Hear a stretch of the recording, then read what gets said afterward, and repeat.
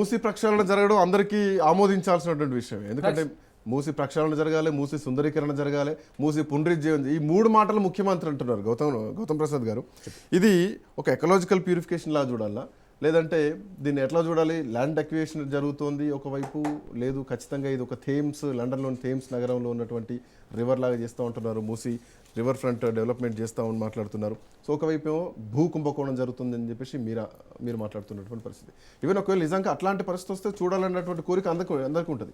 ఒక అంతర్జాతీయ స్థాయిలో సుందరీకరణ జరుగుతుందంటే హైదరాబాద్ వైపు ఖచ్చితంగా ప్రపంచం అంతా చూసేటువంటి పరిణామాలు ఉంటాయి. సో ఎట్లా చూస్తున్నారు శ్రీకాంత్ గారు? ఈరోజు అంటే మూసి పరివాహక ప్రాంతం అంతా అభివృద్ధి చేస్తామని చెప్పేసి ఏదైతే ప్రభుత్వం చెప్తుందో, అభివృద్ధి చేయడానికి అక్కడున్న ప్రజలు ఎవరు కూడా వ్యతిరేకంగా లేరు. కానీ ఈ పేరుతోని జరుగుతున్న భూకుంభకోణం అనేది ప్రధాన చర్చ. ఇప్పుడు థేమ్స్ లాంటి ప్రాంతంలో కావచ్చు, లేదా ప్రపంచవ్యాప్తంగా నదీ పరివాహక ప్రాంతంలో ఉన్న నివాసితులు ఎవరైతే ఉన్నారో ఆ నివాసితుల్ని ఎవరిని కూడా ఖాళీ చేయకుండా, తీసేయకుండా ఆ ప్రాంతాలని అభివృద్ధి చేసిన చరిత్ర ఈ ప్రపంచంలో ఉంది. అదేవిధంగా ఇంతకుముందు అప్పుల విషయంలో ఒక జర్నలిస్టు రేవంత్ రెడ్డి గారిని, ముఖ్యమంత్రి గారిని అడిగినప్పుడు ఎట్లా అప్పులు తీరుస్తానంటే కొత్త అప్పుల్ని చేయకపోవటమే అప్పుల్ని తీర్చడం అని చెప్పేసి మాట్లాడండి. నేనేమంటున్నానంటే మూసీ నదిలోకి కొత్తగా మురికి నీరు చేరకుండా చేయటమే మూసీ బ్యూటిఫికేషన్. మూసీలోకి ఒకవైపు అన్ని రకాల వ్యర్థ పదార్థాలు కావచ్చు, చెడు పదార్థాలు కావచ్చు, ప్రతిదీ దాంట్లో పోయేటట్లు చేసి, పోవడానికి అన్ని అవకాశాలు కల్పించి, నేను కొత్తగా ఈరోజు నేను బ్యూటిఫికేషన్ చేస్తానని చెప్పేసి అనే మాటల్లో ఎక్కడైనా హైదరాబాద్ నుంచి 1 కోటి లీటర్ల వ్యర్థాలు ఇవన్నీ ఇళ్లలోంచి వచ్చేటువంటి డ్రైనేజ్ వాటర్ కానీ, డిటర్జెంట్ వాటర్ కానీ, లేదంటే మురుగునీరు కానీ, డ్రైనేజ్ వాటర్ కానీ, ఇవన్నీ కూడా మూసీలో పోతాయి. అన్ని రకాల వ్యర్థాలు మూసీలోకి పోతాయి. వీటికి ప్రత్యామ్నాయ మార్గాలు వెతికి నువ్వు మూసీని బ్యూటిఫికేషన్ చేస్తున్నావు అంటే నమ్మడానికి అవకాశం ఉంది. ఈ వ్యర్థాలు ఎక్కడికక్కడ అటు పోతూనే నేను బ్యూటిఫికేషన్ చేస్తానని చెప్పేశానంటే దాంట్లో ఎంత వరకు నమ్మదగిన మాటలు ఉన్నాయో మీరు అర్థం చేసుకోండి.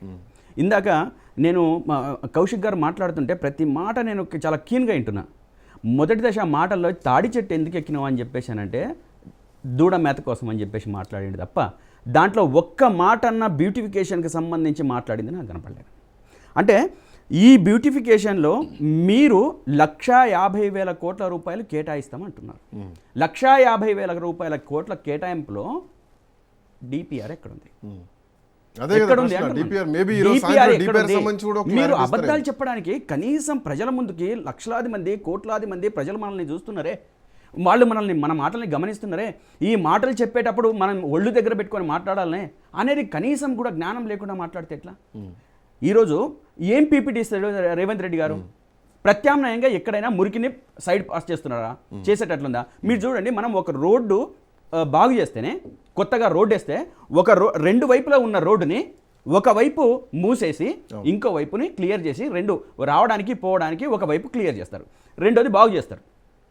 ఇక్కడ మూసీలో ప్రత్యామ్నాయ మార్గాలు నువ్వు ఏం చేసి కొత్తగా నీరు చేరడానికి నువ్వు అవకాశం కల్పిస్తున్నావు? పాత నీరుని ఎట్లా తీస్తున్నావు? కొత్త నీరుని వచ్చేటట్లు ఎట్లా చేస్తున్నావు?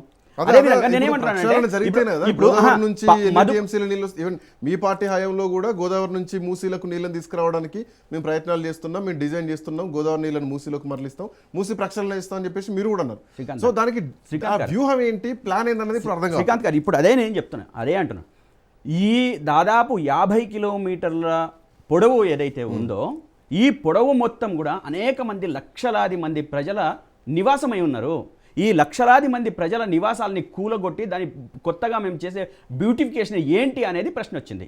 అంటే ఇదే దానికి సంబంధించి 2 సార్లు గతంలో ఉన్న మా ముఖ్యమంత్రి కేసీఆర్ గారు 2-3 సార్లు దాని మీద రివ్యూ చేసి, అంటే కొన్ని లక్షల మంది కుటుంబాలు పోతున్నాయి కదా అని చెప్పేసి మాట్లాడినప్పుడు దీనికి ఒక కమిటీ వేశారు. కమిటీ వేసిన తర్వాత కేటీఆర్ గారి నాయకత్వంలో సబ్మిషన్ చేసిన తర్వాత దాదాపు సుమారు ఒక 4 లక్షల మందికి ఎఫెక్ట్ అవుతుందని చెప్పేసి రిపోర్ట్ ఇచ్చిన తర్వాత మనకు ప్రజల యొక్క జీవన విధానం ఇంపార్టెంటా, లేకపోతే దాని బ్యూటిఫికేషన్ ఇంపార్టెంటా అని చెప్పేసి అనుకున్నప్పుడు ముఖ్యమంత్రి గారు క్లియర్గా చెప్పింది ఏంటంటే దీన్ని ఆపేసేయండి అని చెప్పిండు.